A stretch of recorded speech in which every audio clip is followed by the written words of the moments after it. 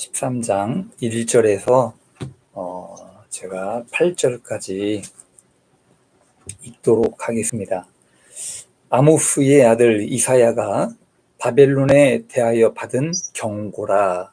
너희는 민둥산 위에 기치를 세우고 소리를 높여 그들을 부르며 손을 흔들어 그들을 존귀한 자의 문에 들어가게 하라. 내가 구원하게 구별한 자들에게 명령하고 나의 위엄을 기뻐하는 용사들을 불러 나의 노여움을 전하게 하였느니라. 산에서 무리의 소리가 나며 많은 백성의 소리 같으니 곧 열국 민족이 함께 모여 떠드는 소리라. 만군의 여호와께서 싸움을 위하여 군대를 검열하심이로다. 무리가 먼 나라에서 하늘 끝에서 왔으며 곧 여호와와 그의 진노의 병기라. 온 땅을 멸하려 함이로다. 너희는 애곡할지어다. 여호와의 날이 가까웠으니 전능자에게서 멸망이 임할 것이미로다. 그러므로 모든 손에 힘이 풀리고 각 사람의 마음이 녹을 것이라. 그들이 놀라며 괴로움과 슬픔에 사로잡혀 해산이 임박한 여자같이 고통하며 서로 보고 놀라며 얼굴이 불꽃 같으리로다. 아멘.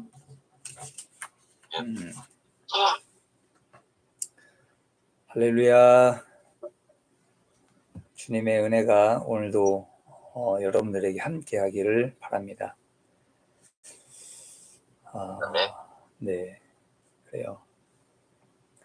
오늘 41번째 이사야 말씀을 예언 속에 나타나는 구원과 멸망 이라는 제목으로 말씀을 좀 드리려고 합니다. 오늘 읽은 이 13장 지금 1절부터 8절까지는 반복적으로 사실 같은 내용의 말씀입니다. 그래서 사실은 요한계시록과도 연결되어 있는 그런 말씀 부분도 있긴 한데 오늘은 제가 읽기는 8절까지 읽었고 1절에서 3절까지를 좀 중점적으로 좀 말씀을 좀 드리려고 합니다. 우리가 12장까지의 말씀은 하나님께서 마음을 돌이키셔서 유대민족을 다시 구원하시겠다는 희망적인 메시지로 말씀을 우리가 드렸지요. 12장에 그렇게 말씀을 드렸습니다. 그래서 오늘 13장부터의 말씀은 바벨론을 향한 말씀입니다. 그래서 이사야의 예언이 어떻게 이루어졌는가에 대해서 말씀을 드리려고 합니다.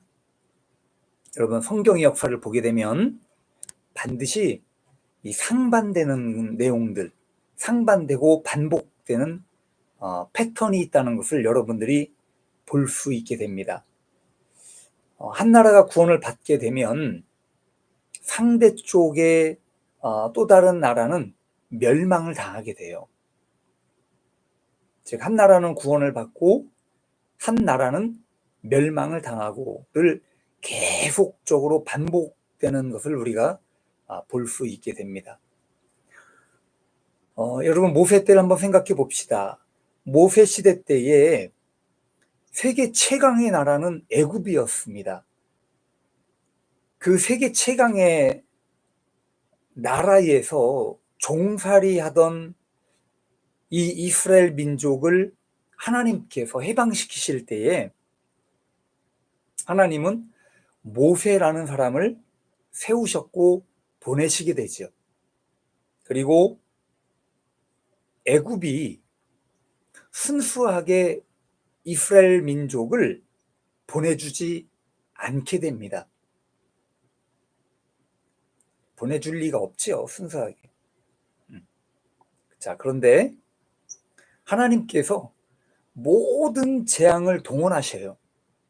그리고 마지막에 결국은 홍해 바다를 통해서 모든 애굽의 군대를 몰살시켜 버립니다. 그렇게 세계 최강이었던 애굽조차도 이렇게 하나님 앞에는 속수무책으로 멸망을 당하게 되는 거예요. 여러분, 이 스토리 안에는 하나님의 구원과 하나님의 심판이 함께 어우러져 있다는 것을 우리가 보게 되는 거예요. 자, 그렇다면 오늘 말씀은 누구에게 하시는 말씀인가? 지금 이사야 선지자에게 예언을 하신 거예요. 그런데 이 예언이 누구에게 한 예언인가? 지금 1절에 보면 바벨론에 지금 경고를 하신 거예요. 응? 바벨론을 향한 말씀이다, 첫 번째. 자, 그래서 1절의 말씀을 보면 여기 이사야 선지자가 하나님께 메시지를 받게 됩니다. 그 메시지의 내용은 여기 바벨론에 대한 경고라고 이야기를 해요. 그래서 여기 경고라고 하는 것은 까불면 죽는다잉가 아니에요. 너 죽는다 그거예요. 너 죽어. 너 죽을 거야. 어? 이거예요, 이거. 까불면 이게 빠지는 거예요. 그래서 이미 판결이 된 말씀, 선언된 말씀이라는 겁니다. 이미 하나님께서 선언을 하신 거예요. 판결을 하신 거예요. 그래서 이걸 경고라고 지금 표현을 한 겁니다. 이사야가 이 예언을 할 시기에 이 바벨론이라는 나라는요, 페르시아만 주변에 그저 약소 국가에 불과했습니다.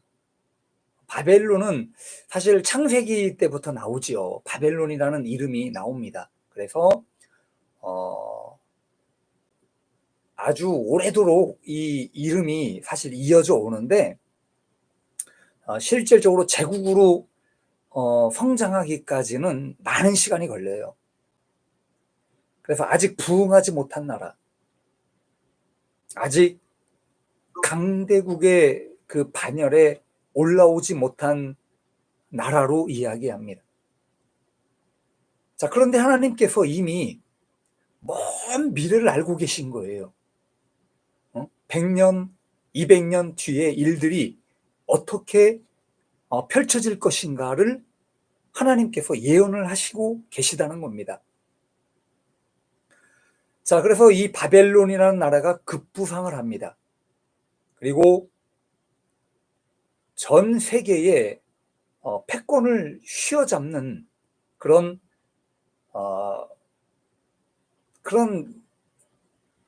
세계 최강의 나라가 됩니다. 그래서 바벨론은 이 주변의 국가들을 점령하기 시작을 합니다. 야곱야곱 하나하나 다 잡아먹게 되죠. 자, 그런데 하나님의 백성과 엮이게 되는 거예요. 응? 임자를 잘못 만났네. 응? 하필이면 그 많고 많은 나라 중에 남유다를 건드려 버렸네, 이 바벨론이. 그래서 남유다를 멸망시켜 버린 당사자가 되는 거예요. 하필이면 남유다를 멸망시켜 버렸어, 이 바벨론이. 바벨론은요, 사실은 남유다를 향한 징벌의 막대기로 하나님께 사용하신 거예요. 어떻게 보면 그렇습니다. 그러나 남유다를 구원하고 회복시키는 그릇 역할은 하지 못하게 됩니다. 그렇기 때문에 결국은 어떻게 되는가? 바벨론은 결국 하나님의 심판으로 멸망을 당하게 됩니다. 자, 여기 이사야에게 주신 이 바벨론 멸망에 관한 말씀은 사실 200년 전에 기록이 되는 거예요. 여기 지금 읽은 이 말씀이 바벨론이 멸망하기 전 200년 정도의 전에 이미 기록이 됐다는 겁니다.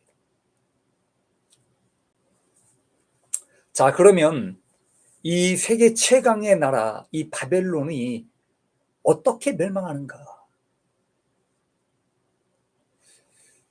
2절의 말씀에 이런 말씀이 나옵니다. 민둥산에 기치를 세운다는 것.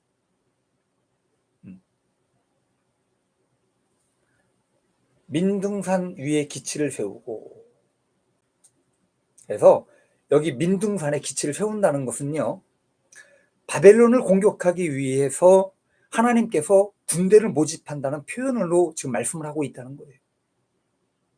실제로 하나님께서 또 다른 제국과 군대를 일으키십니다.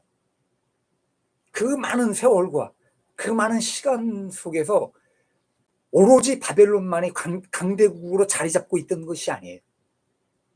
그 주변에 새로운 신흥 국가들이 발전이 되고 일어나고 있었어요. 그래서 여기 존귀한 자의 문으로 표현한 바벨론 문으로 쳐들어갈 것이다 라는 말씀을 지금 해주고 있는 거예요. 여러분, 바벨론의 그 성을 보게 되면 굉장히 웅장해요. 그 들어가는 입구 성문이 굉장히 웅장하게 돼 있는 것으로 알고 있습니다. 그래서 지금 여기 2절에 대한 표현이 바벨론으로 쳐들어갈 것이다 라는 하나님께서 예언의 말씀을 해주고 있는 내용입니다. 여러분, 바벨론은 그 당시 세계 최강의 제국이었습니다. 그래서 2600년경의 이 바벨론의 모습을 한번 상상해 보십시오. 2600년 전. 지금 시대의 사람들이 봐도 어마어마한 그런 규모를 가지고 있었습니다. 건축물의 총 높이가 한 90m 정도 된다고 이야기를 해요. 그리고 사각형으로 그 성이 둘레가 쌓여져 있죠. 그 성벽의 길이만 해도 96km가 된다고 합니다. 96km의 거리가 용인에서 신탄진 정도까지의 거리라고 이야기를 해요.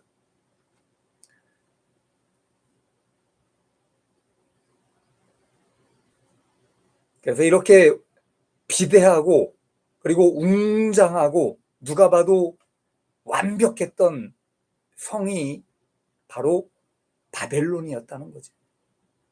자, 그런데 어쩌다가 이렇게 이 바벨론이 함락이 되었을까요? 왜 함락이 되었는가? 여러분, 바벨론 성이 난공불락의 요새입니다, 사실.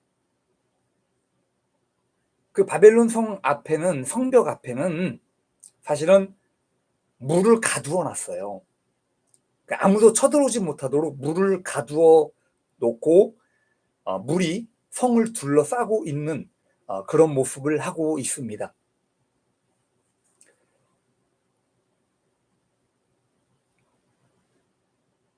자, 바벨론이 세계 최강의 나라가 되고 나서 남유다를 공격을 합니다. 이 남유다를 공격을 할 때에 이 느부갓네살 왕이 공격을 합니다. 남유다를 멸망시킬 때 수많은 포로들을 데리고 가요. 자, 그런데 이 포로들만 잡아 들여온 것이 아니라 어떤 일을 벌이느냐? 예루살렘 성전 안에 있는 모든 보물들,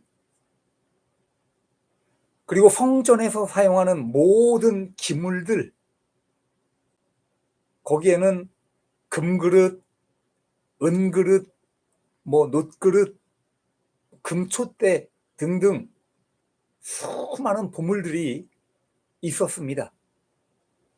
예배에 관련된 모든 것들, 이런 것들을 전부 다 가지고 바벨론 창고 안에 옮겨 놓게 됩니다. 심지어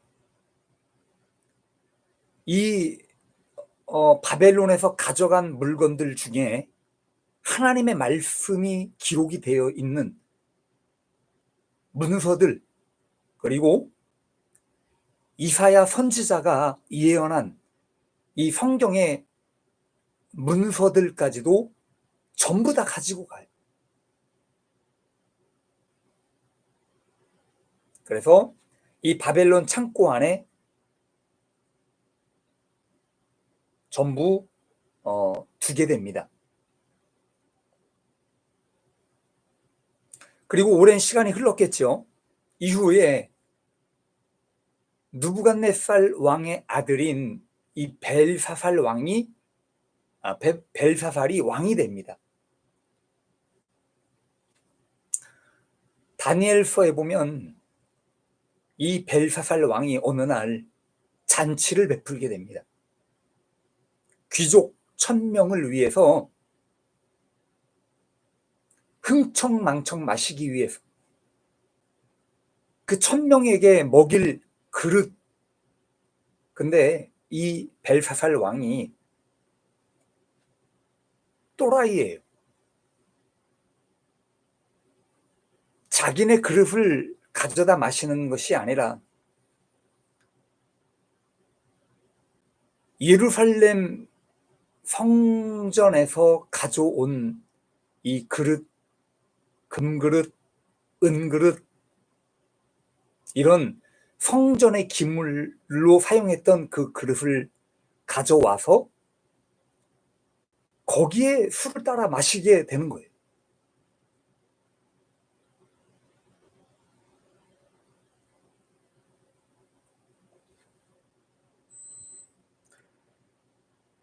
이 모든 것들이 하나님 성전에서 하나님께 제사를 올릴 때 쓰는 그런 그릇들이었습니다.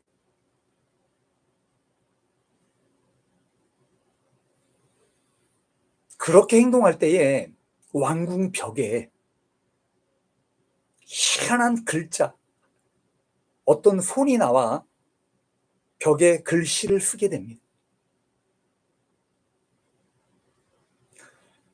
이 벨사살 왕이요, 그 글씨를 보고 놀라서 어쩔 줄 하지 못하고 있습니다. 그리고 그 글씨를 해석할 사람을 찾게 되는데 그때 다니엘이 나오게 돼요.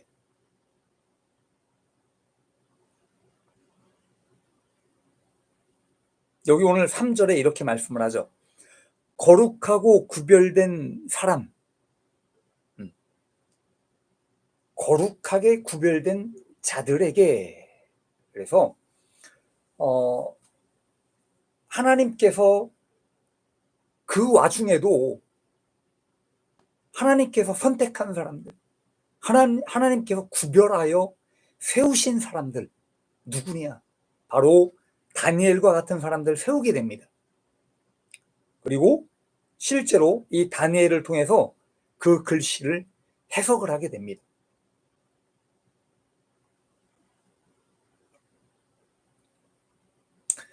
하나님께서 벨사살 왕에게 이런 말씀을 주신 거예요. 메네 데겔 우루바신. 그래서 메네라는 이 말씀은요, 하나님이 이미 왕의 나라의 시대를 세워서 그것을 끝나게 하셨다라는 뜻을 가지고 있습니다. 그리고 메네라는 단어는 왕을 저울에 달아보니 부족함이 되었다. 라고 기록을 하고 있습니다. 그리고 데겔 우르바신, 이 말씀은 왕의 나라가 나뉘어서 메대와 바사 사람에게 준바되었다 라고 해석을 해준 거예요. 자, 그래서 하나님께서 이사야 선지자를 통해서 예언도 하셨지만 여기 다니엘을 통해서도 하나님께서 경고의 메시지를, 그 심판의 메시지를 누구에게 주는가? 바로 바벨론 왕인 벨사살 왕에게 말씀을 해준 거예요. 이렇게 말씀을 해석하고 나서 곧바로 메대의 군사가 쳐들어옵니다.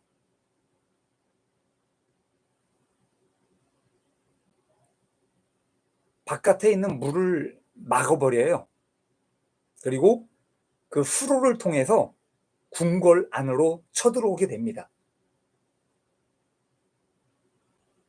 엉망이 됐겠죠. 그리고 순식간에 이 메대의 군사에 의해서 벨사살 왕이 그날 밤에 죽임을 당하게 됩니다.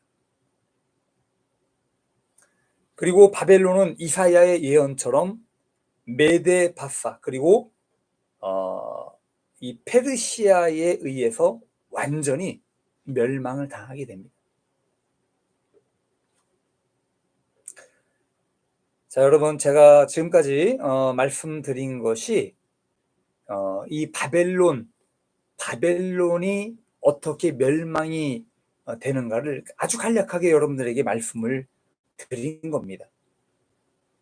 자, 그러면 오늘 이 말씀을 통해서 우리는 좀 적용을 해보려고 합니다. 우리 간단하게 좀 말씀을 드리려고 합니다. 여러분, 바벨론의 멸망을 보게 되면 한 나라의 멸망만을 이야기하는 것이 아니에요. 그 속에는요,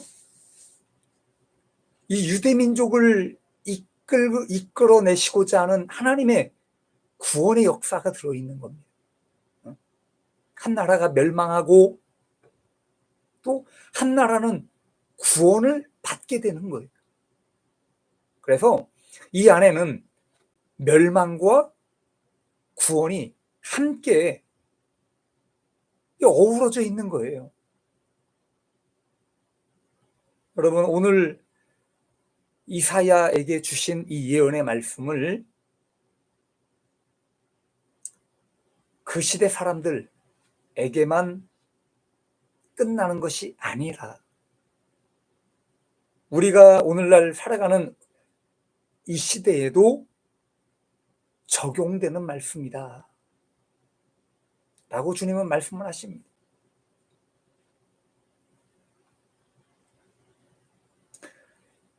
이사야 선지자를 통해서 주신 이 바벨론 멸망의 사건은요, 아까도 말씀드렸지만 200년이 지나고 나서 이루어집니다. 주님께서 이사야에게 주신 이런 예언들이 사실은 모든 시대에 주시는 예언이라고 말씀을 하셨어요. 모든 시대에 주시는 예언이. 그래서 제가 아까도 말씀드렸지만 멸망과 구원이라는 것은요, 반복이에요. 성경의 역사를 보십시오.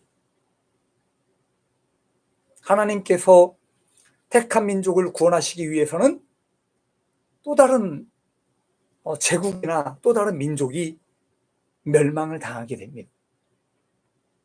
그러나 이런 것들이 오늘날까지 우리가 보게 되는 거예요.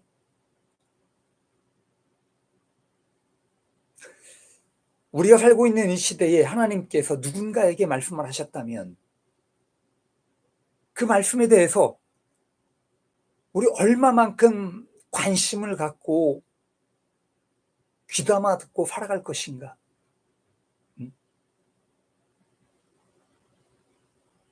여러분, 이사야 선지자가 그 당시 이 예언의 말씀을 하셨을 때에 모든 사람들이 이사야 말씀을 다 받아들인 것이 아닙니다. 미친놈이라고 표현한 사람들도 있을 거예요, 분명히. 응?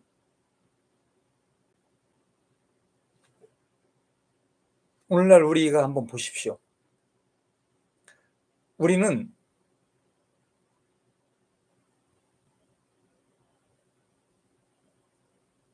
우리 스스로가 깨어있는 사람이라고 한다면 유대민족이나 또는 유대민족을 떠나서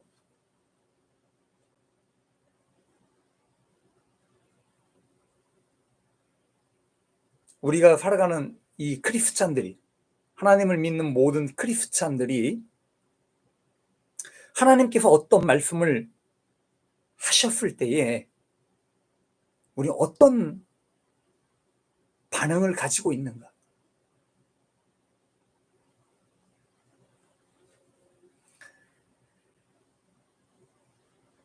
이사야 선지자가 고레스까지 예언을 하게 됩니다. 그래서 이 고레스 왕에 대해서 예언할 때에 유대인이요, 이 고레스라는 이름에 엄청 호감을 갖게 됩니다. 실제로 그래. 엄청난 호감을 가졌어요. 왜냐?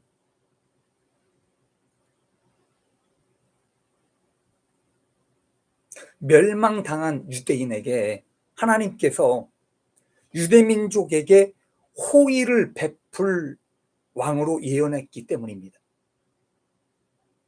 그래서 그 말씀이 성취되기 위해서 유대인들이 나름대로 노력을 했대요.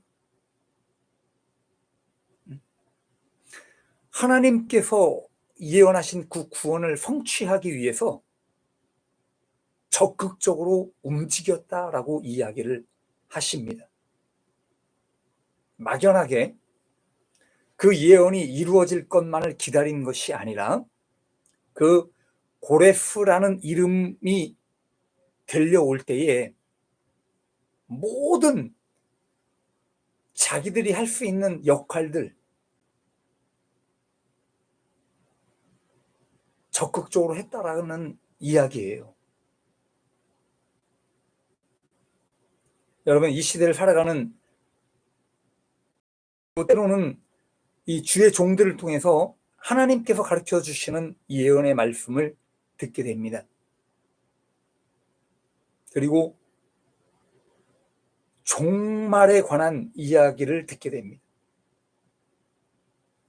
여기 지금 이사야도 종말을 이야기한 거예요. 그죠? 종말에 관한 어떤 누가 들으면 마지막 때다라고 오해할 정도로 그런 이야기들을 한 거예요. 그러면 우리는 그런 이야기를 들을 때 이 시대에 주의 종들을 통해서 성경을 통해서 그런 이야기를 들을 때 우리는 어떤 반응을 하고 어떤 노력을 하고 어떻게 우리 믿음과 신앙생활을 하고 있는가, 이런 것들을 생각해 봐야 된다라고 주는 말씀을 하십니다. 종말에 관한 이야기는 많이 있습니다. 이사야 시대 때나 히스기야 시대 때도 종말을 이야기했습니다. 예수님의 제자들도 사실 종말을 이야기했어요. 교부들도 종말을 이야기합니다.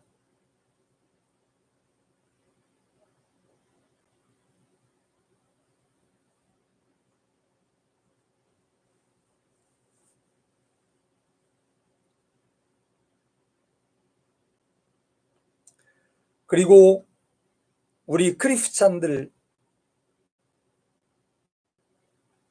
하나님을 믿는 하나님의 백성들,